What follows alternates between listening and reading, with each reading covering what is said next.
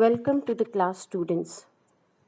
Today we will come to know about poem prescribed in your syllabus, Keeping Quiet by Pablo Neruda. Poet Pablo Neruda was born in 1904 and he wrote with this pen name. Later he was given the legal name. He won the Nobel Prize for Literature in the year 1971.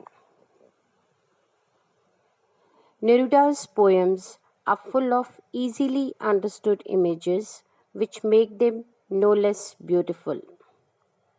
In this poem, Neruda talks about the necessity of quiet introspection and creating a feeling of mutual understanding among human beings. He wrote in green ink, which was his personal symbol for desire and hope. We will read and understand the poem stanza-wise. I'll read the first stanza for you. Now we will count to 12 and we will all keep still. For once on the face of the earth, let's not speak in any language. Let's stop for 1 second and not move our arms so much. In this stanza, the poet asks everyone to count up to 12 in their mind. Here, the number 12 represents the hours of the day or the months of a year. He wants all of us to be calm and still. People across the nations have to unite together so that they should speak their own languages, rather they all shall keep quiet and speak the language of silence. Here the poet might have wanted the people to keep still as long as they could. He wants a moment of silence on the earth. No harsh words will be spoken.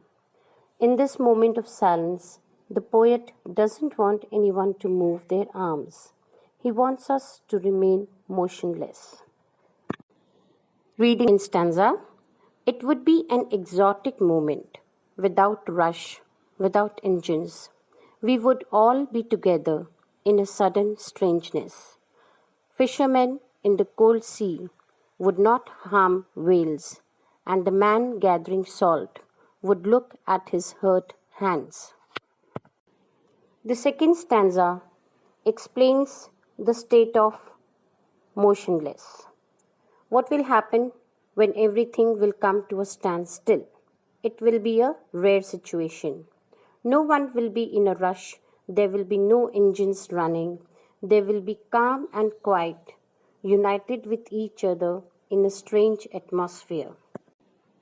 Now, such situation would be strange enough because the poet feels that it would be an unusual and exciting one.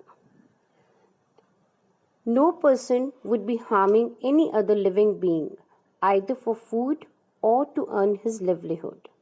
All the people who work endlessly will get some time to look at their injuries and the damage they have caused to their body. To express this, he has given the example of people working in salt. Poem is interesting, yes? Being motionless, how can we be all united? It's very easy to understand. Now, reading the poem further for you. Those who prepare green wars with gas, wars with fire, victory with no survivors, would put on clean clothes and walk about with their brothers in the shade doing nothing. What I want should not be confused with total inactivity. Life is what it is about. I want no truck with death.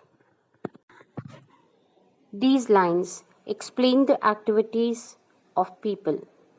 The people who exploit the green wealth of nature by deforestation or mining or fishing in the deep seas, and the soldiers who use weapons to kill fellow human beings need some time to introspect into the consequences of their actions.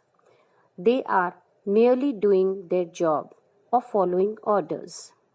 Here the poet wants to highlight to check our actions and to introspect. He wants them to put on new clothes, that is, to adopt a new approach towards life and to realize that killing so many people is not a victory. The poet implies that the war-torn world should be replaced by one with an atmosphere of peace, brotherhood, and harmony. He wants all of us to be united as one. Consider our enemy to be our brother. He is promoting brotherhood, peace, and unity. He does not want us to stop our works but to take some time and analyze the results of our deeds. The poet makes a clarification that though he is advocating the need of silence, his advice should not be confused with total inactivity. He does not want any association with death. He says that life is meant to be lived. We will continue with the reading and understanding the poem in our next session. Thank you all for being there. Please do listen and try to understand.